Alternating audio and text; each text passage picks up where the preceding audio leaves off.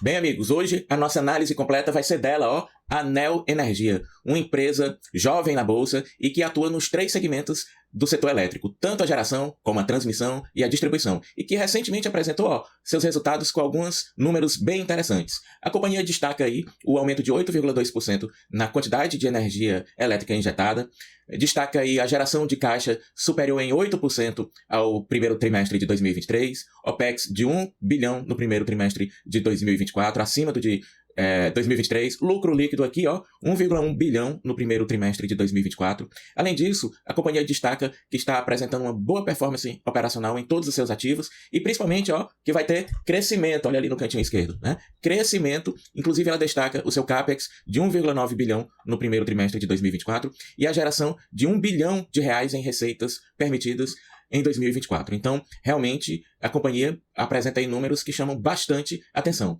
Outra coisa que chama a atenção é a quantidade de projetos que ela tem em implantação. Veja lá, ó, ela destaca aqui os leilões que foram realizados em 2018, 2020, 2021 e 2022.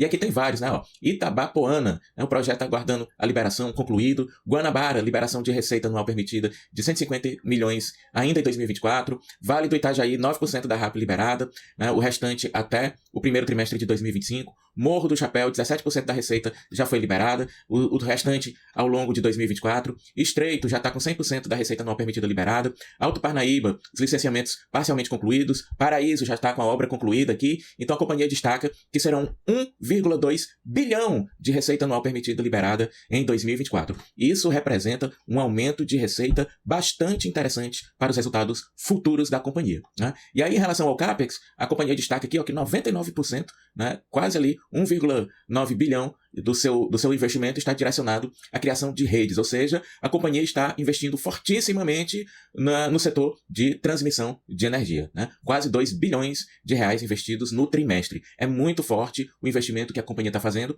então podemos esperar também um crescimento muito forte nos próximos resultados. Em considerações finais, a companhia destacou aqui mais um resultado consistente, destacou que continua investindo com robustez, foco na conclusão de projetos, né? E que, naturalmente, continua confiando no setor elétrico brasileiro, que, diga-se de passagem, é um dos setores mais perenes e rentáveis da Bolsa de Valores brasileiros, né? Mas então vamos fazer uma análise completa aqui da companhia, olhando não apenas para esse último resultado, mas para o seu histórico, desde que ela entrou na Bolsa, ali em 1º de julho de 2019. Então veja que é uma companhia que ainda não completou ali, né, os 5 anos de Bolsa. Mas quem investiu no seu IPO já teve algumas emoções. Observe a setinha aqui, ó, que a ação subiu fortemente, né? E aí de 2020 até 2023 foi ali numa trajetória descendente, mas em 2023, ó, voltou a subir com força e agora apresenta até uma leve correção. Mas veja, ó, subiu, desceu, subiu de novo e agora, para os analistas técnicos, né, tá se formando ali o que poderia ser um pivô de alta. O fato é que quem investiu na companhia desde o seu IPO está com lucro, né? 18% de rentabilidade nos últimos 2 anos, para quem investiu há um ano, 27%, para quem investiu há um mês, 1%, mas para quem investiu há 3 meses, ó, tá no vermelho, né? Quase 8% negativo. Isso mostra pra gente, né, que é bom sempre relembrar que as cotações sobem e descem, mas no longo prazo, as boas empresas trazem bons resultados para os seus investidores. Bom, no gráfico de lucro versus cotação, a gente observa aqui, ó, que a linha em verde, né, além dela ser bastante estável, ela é inclinada para cima, né? Então, o lucro da companhia tem sido, vamos dizer assim, consistente no breve histórico que a empresa tem. Em que pese, ó, a cotação ter caído bastante, embora já com uma recuperação, mas veja que depois que a cotação cruzou a linha do lucro para baixo, a cotação ainda não conseguiu, né, atingir ali a linha verde do lucro de novo. Isso quer dizer que talvez a empresa esteja barata, né? Talvez ela esteja barata. Então, antes de continuar, feito esse panorama inicial, eu queria te perguntar, você já tem Neo Energia na carteira? Não tem? Você está querendo comprar? Está querendo vender? Me diz aqui embaixo nos comentários por que é que você resolveu assistir a esse vídeo aqui. Qual é a sua dúvida? Qual é a observação que você quer fazer sobre essa empresa? Eu já te adianto que a Neo Energia, ela está sim na minha carteira particular. Então é uma empresa que eu já posso adiantar que é de um perfil que me interessa. Não é recomendação nem de compra nem de venda. Use o vídeo para fins educacionais, porque eu vou te apresentar a minha análise por diversos aspectos da empresa, mas eu posso estar errado, então tome as suas decisões. Então vamos ao nosso primeiro critério, que é exatamente a renda passiva, né? Observe que pela cotação da data de hoje, R$19,60, o lucro que a companhia apresenta em relação a esta cotação seria de 18,37%, o que não é nada mal, bem interessante. A gente observa também que os dividendos não são expressivos, né? 5% não é um número que chama muita atenção, mas é bom observar que a companhia está pagando 30%, 5% de dividendos com 32% de payout. Quer dizer, se ela distribuísse todo o seu lucro, a gente teria tido aí mais ou menos uns 15% de dividendos. Ah, André, isso é ruim. Bom, para mim não é ruim não. Eu acho que a companhia está investindo fortemente, então é mais interessante que ela destine o capital gerado com esse lucro para esses investimentos, em que pese a gente sempre gosta de receber um dividendozinho, não é mesmo? Mas eu acho que está equilibrada aí a proporção. Bom, observe aqui que a linha do lucro, observe, ó, ela é crescente. Perceba aí que o lucro por ação vem crescendo ano após ano. Começou ali com 33 centavos em 2017, depois 1,20, 1,80, 2,30, 3,20, 3,89 e agora está mais ou menos estabilizado ali por volta de 3,60 por ação. O que é que isso quer dizer? Quer dizer que a companhia ela está gerando mais capital, mais riqueza para o seu acionista. Perceba que quem comprou em 2017, né, já está recebendo, já está percebendo uma lucratividade, ó, mais de 10 vezes superior ao patamar em que ele encontrou a companhia. Então é isso que a gente quer. Eu particularmente gosto de comprar empresas com esse perfil, por quê? Porque prevejo que lá na minha aposentadoria, esse investimento que eu estou fazendo agora, que eu estou fazendo já há alguns anos, renderá frutos a partir de juros compostos. Quer dizer, as companhias vão crescendo, aumentando a sua lucratividade e lá na frente serão capazes de garantir a minha independência financeira. Então, procure empresas que consigam ano após ano apresentar um lucro por ação cada vez maior, sempre crescente, né? E o dividendo da companhia também segue aqui, ó, subindo, né? Veja que a companhia começou pagando ali um dividendo de 2%, depois 3% e agora está na faixa de 5%. Isso significa que, embora seja uma pagadora de dividendos desde a sua origem, né, embora ela esteja num setor perene, a gente observa aqui uma trajetória de crescimento. Além disso, o payout da companhia, né, não foi tão estável assim. Deu uma variada aqui, ó, de 30%, depois caiu ali para 18%, 20%, agora está na faixa de 30%. O importante é a gente observar que é um payout baixo, né? Um payout baixo, o que significa que a companhia tem utilizado os seus lucros para crescer. Em relação à precificação, a gente observa aqui, né, que temos indicadores também bem interessantes, indicadores baixos. Veja que a relação de preço por lucro ali está em apenas 5,4 anos. Quer dizer que pelo valor que você paga hoje pela cotação e pela lucratividade de hoje, em 5 anos a companhia geraria lucros suficientes para fazer frente ao valor que você está pagando hoje. Em relação ao patrimônio, ó, temos aqui uma relação de 0,77. Então quer dizer, pelo preço da cotação que se paga hoje, a companhia está com um desconto no preço em relação ao seu patrimônio. Quer dizer que o valor dela na Bolsa de Valores é menor do que o valor dela no balanço contábil, no valor do seu patrimônio. Quer dizer que se a companhia fosse vender todo o seu patrimônio, pagar todas as suas dívidas, o que sobraria seria um valor maior do que o que a gente está pagando na Bolsa de Valores. Em relação à geração de caixa, veja também um número bem interessante. Em 2 anos e meio, o caixa que a companhia gera com suas operações faria frente ao valor que você paga hoje na cotação da empresa. Tá bem interessante isso aqui. E o preço sobre receita operacional também aqui abaixo de 1. Agora vamos ver o histórico, né? Veja que em 2019, quando a empresa entrou na bolsa, o PL dela foi de 13,5, depois caiu para 7, para 5, para 3 e agora se estabilizou ali por volta de 5, né? Então veja, conforme a linha aqui decrescente, o que apresenta aqui pra gente o gráfico é que a companhia está ficando mais barata, né, nesses últimos anos, em relação ao seu lucro. Em relação ao patrimônio também, a gente vê que hoje a companhia está bem mais barata do que quando ela entrou na bolsa, né? Veja que de 1,59 caiu para 0,77, né? É como se ela tivesse 50% mais barata em relação ao patrimônio. Em relação à geração de caixa, também ó, a relação caiu de 7 para 2,5. Em relação ao preço sobre receita, caiu de 1 para 0,5. O que isso significa? Que muito provavelmente a companhia está com as suas cotações baratas em relação ao valor que ela gera, né? Pode ser que fique mais barata? Pode, se essa relação continuar caindo, né, se ela continuar melhorando a sua lucratividade e a cotação se mantiver ou até cair, esses números demonstrarão que a companhia ficará ainda mais barata. Mas eu particularmente já estou achando que está bem barata, então tenho aportado na companhia. Em relação à rentabilidade, observamos aqui pelos percentuais que não são rentabilidades, vamos dizer assim, extraordinárias, magníficas, né, abundantes, não. Mas são boas margens de rentabilidade, né? O lucro bruto da companhia é 26%, a geração de caixa dela é 21%, então quer dizer que quando uma pessoa paga uma conta de energia, por exemplo, em média, de R$100 para a Neoenergia, ela tem de lucro bruto aqui R$26. E desses R$26, R$21,82 vira caixa, né? Vira dinheiro na conta da companhia. E aí depois dela pagar os impostos, pagar a amortização, depreciação, geração e tudo mais, sobra R$ 9,93 de lucro líquido, né?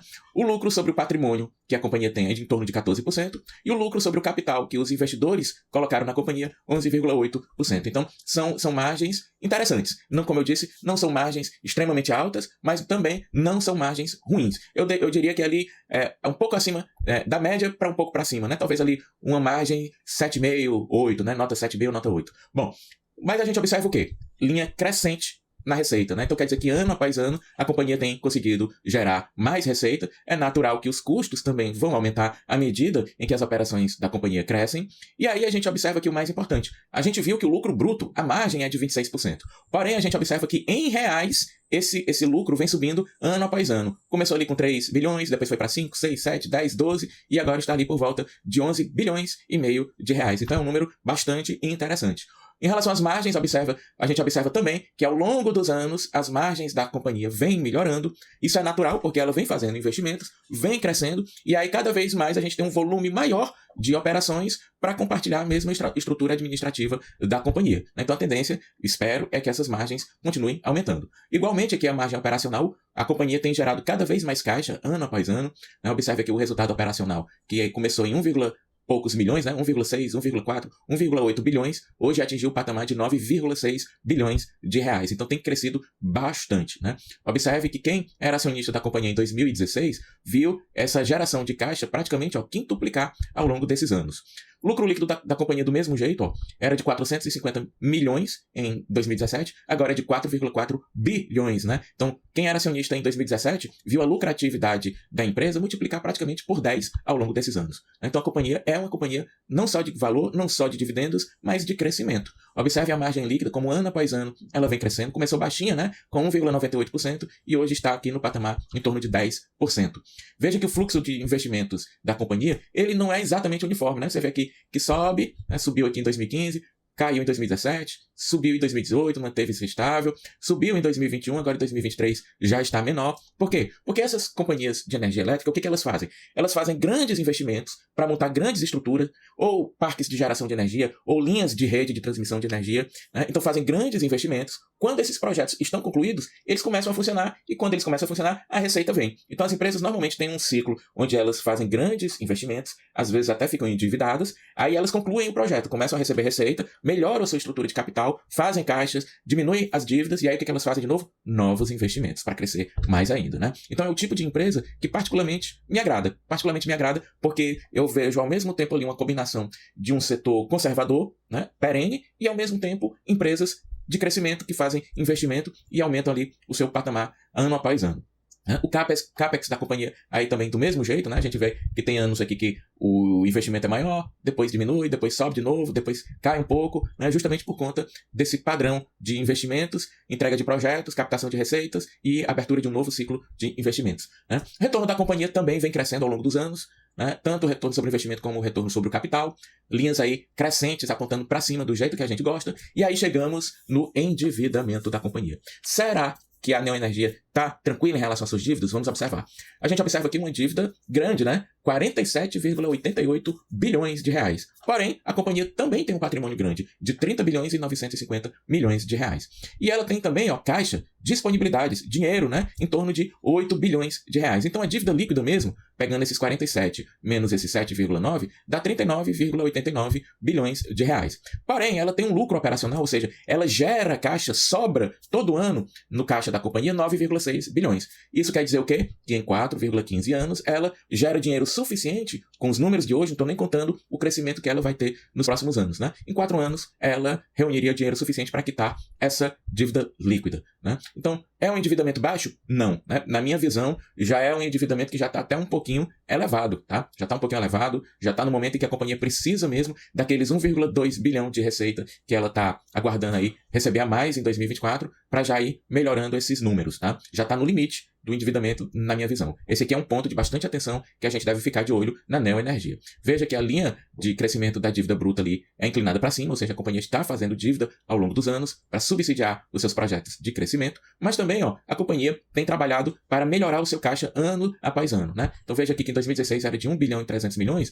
hoje é de 7 bilhões e 500 milhões o caixa da companhia. Então veja que os gestores estão fazendo aí aparentemente um bom trabalho em trazer segurança, né, na estrutura de capital da companhia. A dívida bruta sobre o patrimônio vem aumentando, também nada de muito absurdo, mas já está maior do que o patrimônio, né? Porém, perceba que a dívida líquida sobre o caixa que a companhia gera, a linha aqui é decrescente. Então isso aqui é interessante, porque a gente vê que a companhia fez dívida, ela se endividou, mas em contrapartida, ela conseguiu ganhar mais dinheiro numa velocidade maior do que a dívida aumentou. Ou seja, a dívida foi aumentando, mas o dinheiro que a companhia ganha foi aumentando com mais velocidade. Por isso essa linha aqui está inclinada para baixo. Eu gostaria de vê-la aqui por volta de 3, né? 3,1, 3,3, 2,8 para mim, eu acho que é o patamar que fica mais interessante para a gente ficar mais seguro com a companhia. Bom, a liquidez corrente da companhia acima de 1, então isso significa que no curto prazo essa dívida não compromete. Então a gente pode dizer que tanto no longo prazo como no curto prazo essa dívida, que embora seja alta, ela está bem controlada, né? Não apresenta perigo nesse momento. Em relação ao crescimento, nós temos aqui números razoáveis de crescimento, né? 9% de crescimento de receita nos últimos 5 anos, 13,9% de crescimento de lucros nos últimos 5 anos, então a gente vê que a companhia está gerando valor, está pagando dividendos, mas está crescendo também. Não é um crescimento magnífico, não, né? Observe aqui que de 2021 para cá, a velocidade do crescimento diminuiu, de 23% para 9%, né? Mas ela continua crescendo, né? E, de igual forma, veja que ao longo dos anos o crescimento de lucros foi muito alto, né? E de 2021 para cá, os lucros continuaram crescendo, porém, numa velocidade menor. Isso é um ponto de preocupação? Na minha visão, não. Porque se você observar lá no começo do vídeo, você viu que nos anos de 2018, 2020, 2021, 2022, a companhia participou de diversos leilões que fizeram com que ela, nesse período, tivesse que fazer altos investimentos, cuja receita está começando a entrar só agora, né? Então, a gente pode observar que esse período aqui em que os lucros continuaram crescendo um pouco mais devagar, era porque os projetos da companhia estavam em fase de construção. O que a gente espera é que com a conclusão desses projetos e a liberação das receitas anuais permitidas, essa linha volte a inclinar aqui para cima, né? Vamos acompanhar para ver se essa expectativa se confirma ou não. É certo que se o lucro aumentar, o que aqui a gente pode esperar? Que as cotações sigam o resultado da companhia. Em relação à margem de segurança, a gente observa que pelo método Bazin não tem margem de segurança, né? Porque o método Bazin considera uma margem boa quando a companhia paga dividendos acima de 6%. E a gente viu que o dividendo dela hoje está no patamar aproximado de 5%. Porém, na fórmula de Graham, haveria aqui mais de 100%, né, 130% de margem de segurança. Pela fórmula de Graham, a companhia, ao invés de custar R$19, deveria custar R$45. Então, aparentemente, a companhia está barata e ainda tem margem de crescimento no valor das suas cotações, né? É claro que não podemos tomar isso ao pé da letra, mas é um indicativo interessante. Bom, e aí, depois de todas essas análises, o que você acha, hein? Vale a pena investir na Neoenergia? É uma empresa cilada para cair fora? É uma boa aposta? Ou então, será que ela é boa, mas tá cara, tá barata? O que é que você acha? Bom, eu já te adiantei um pouco das minhas conclusões, né? Eu acho que é uma empresa que cresce, eu acho que é uma empresa num setor seguro, e eu acho que ela está aparentemente barata. Mas vamos ver essas conclusões mais detalhadas? Vamos fazer o seguinte, coloca as suas aqui embaixo, que eu vou te apresentar as minhas agora. Veja lá. Primeiro, é uma empresa bem diversificada, ela atua em geração de energia limpa, ela atua em distribuição direta de energia ao consumidor, ela tem fortes investimentos na área de transmissão que estão se concretizando nesse momento, é detentora de parques eólicos, companhias hidrelétricas, ou seja, energia limpa. Porém, né, mesmo estando em um setor perene, mesmo apresentando números bons e crescentes, é importante ficar de olho, porque é uma empresa de IPO recente, né? Ainda vai completar ali os seus 5 anos de bolsa, e isso é sempre um ponto a gente observar para que se faça uma análise mais cautelosa da companhia. Tem muitos analistas, inclusive, que dizem que não gostam de investir em empresas com menos de 5 anos de bolsa. A Neoenergia, de qualquer forma, está aí há poucos meses de completar os seus primeiros 5 anos, né? Quando eu estou gravando esse vídeo. É uma empresa que vem aumentando seus dividendos ano após ano, mesmo com um baixo payout, o que significa que ela tem possibilidade de aumentar esses dividendos no futuro. Além disso, é uma empresa que apresenta receitas crescentes, lucros crescentes e, mais importante, margens crescentes ao longo dos anos. Como eu disse para você, as margens não são extraordinárias, mas são ali de médias para regulares, né? A empresa está apresentando aí um pico de investimentos após o seu IPO, né? Fez ali vários investimentos, mas ao longo dos anos ela vem mantendo esse ritmo, né? Ela investe, colhe os resultados e aí reforça de novo o seu potencial de investimento. O que é interessante é que é uma empresa que não está parada no tempo. Ela está investindo constantemente. Alguns anos mais, alguns anos menos, mas isso indica que é uma companhia que inexoravelmente irá crescer, né, ao longo dos anos. Além disso, é uma empresa que tem um endividamento alto, porém um endividamento que aparentemente está muito bem controlado tanto no curto prazo como no longo prazo. Merece ficar em observação em relação a esse ponto, né, mas está controlado. E além disso, um outro ponto de observação é que a empresa tem diminuído o seu crescimento nos últimos 2, 3 anos, mas ela continua crescendo. E as expectativas é que com a entrega desses projetos agora em 2024 e em 2025, esse crescimento volte a apontar para cima, né? Quer dizer que ela volte a crescer com mais velocidade. E em relação à precificação, na minha visão, ela aparentemente ainda está barata, certamente ela está mais barata do que estava quando entrou na bolsa e aparentemente ainda tem alguma margem de segurança. Então é uma empresa que eu tenho na minha carteira pessoal e é uma empresa que eu tenho, inclusive, feito aportes nos últimos meses. E você, hein? O que você achou? Me conta aqui embaixo. Um grande abraço e até o próximo vídeo.